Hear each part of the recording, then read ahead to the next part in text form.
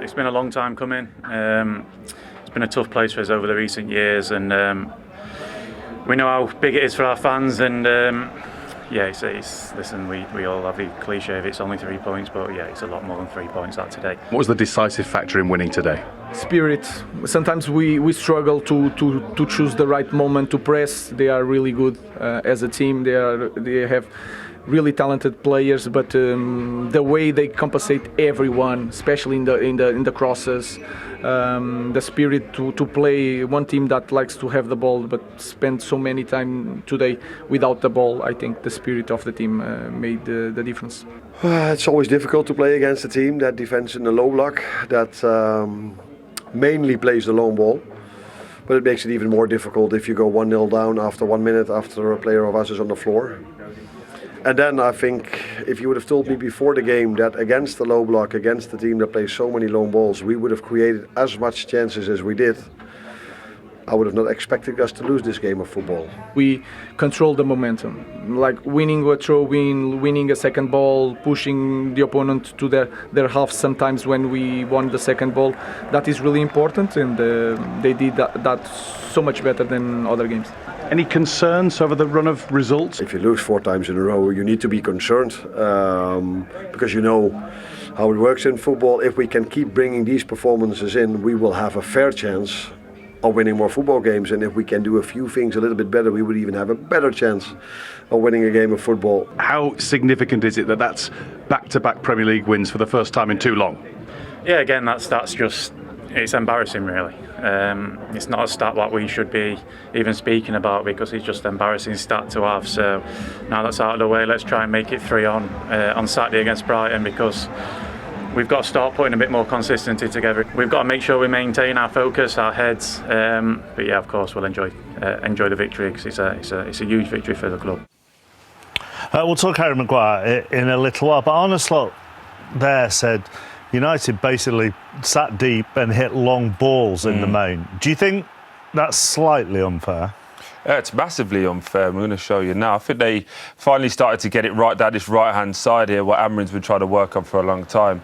We're going to highlight Amorim and Diallo on this right-hand side. You see, they do go long here from the goalkeeper. They're not expecting to win the ball there. You expect Virgil van Dijk to win it, but they're landing on second balls. And Brian Mbeumo here just makes himself a nuisance. But this is what he's talking about here when he's talking about pace and power and the effort in every moment. Look, he runs past 2 Liverpool players, one of them being Virgil van Dijk. Lovely ball from Diallo, bang, great finish after 1 minute there, up and running. But this is where they want to get to in their build-up of playing.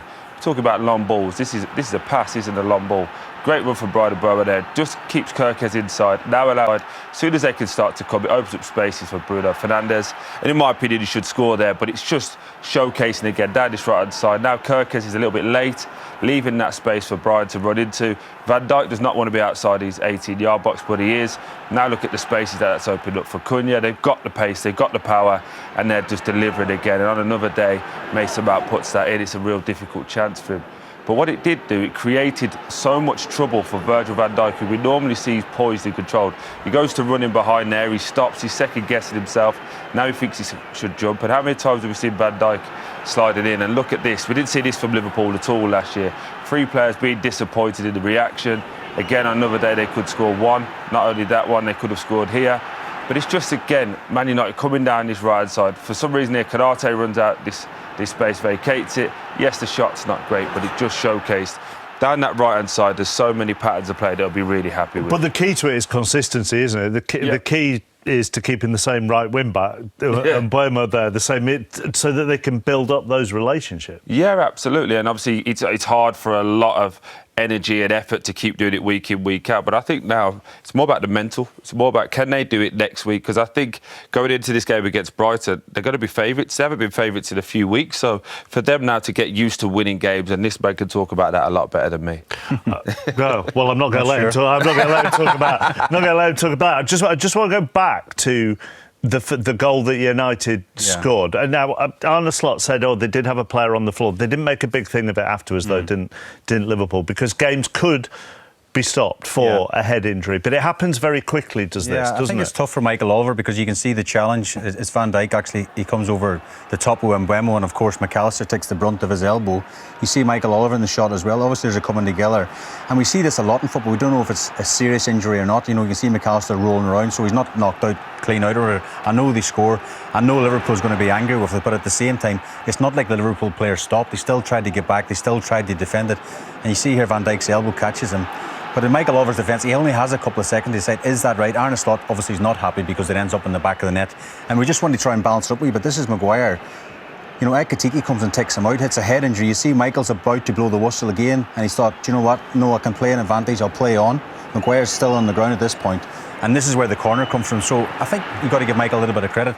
I know Liverpool fans watching won't be happy that it wasn't called up, but it's a difficult one because you see a lot of players going down, getting a knock on the chest, holding their head, trying to get the game stopped. Because you probably need three or 4 seconds. Are you saying 3 or 4 seconds to work out whether it's a head injury that requires attention and needs the game to be stopped? You need 3 or 4 seconds to assess it, and by that time it was at Mbeumo's feet. Well, that was at his feet, and they were breaking. And again, I think it was the clock showed 9 seconds or whatever it was in the back of the net. So there's still a physio or a doctor came on within really short succession of the collision, you know, so that is important. McAllister did need medical treatment. There's no getting away from that. Refereed the both incidents correctly.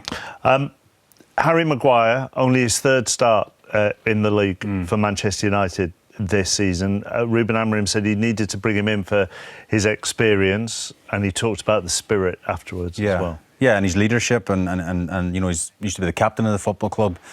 Today, you know, going to Anfield, and he mentioned in the interview back-to-back wins is embarrassing, but this is sort of, some of the stuff is relatively basic for a centre-half, but being in the right area at the right time. And what I love about Harry Maguire more than anything is he's really dominant in both boxes.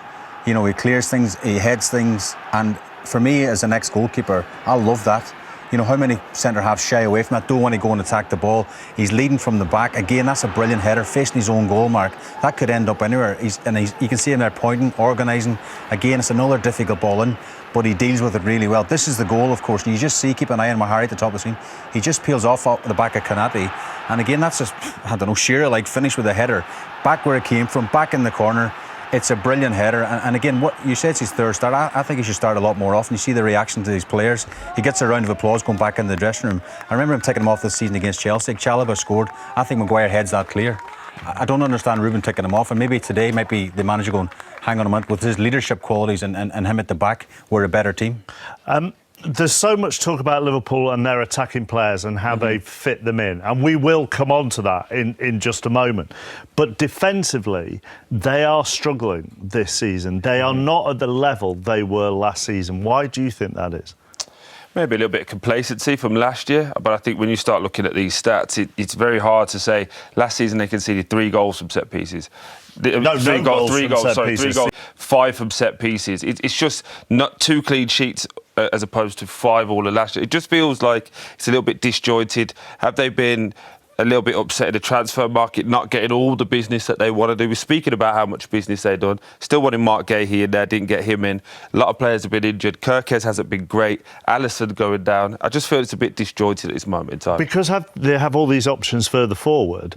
Those options further forward still have roles to play on set pieces. So when you change them, it's about getting those instructions over to them as well, isn't it? I think the recruitment was top heavy. You know, with the strikers, there are lots of forward attacking minded players. Wirtz, Ekitike, Isak, of course.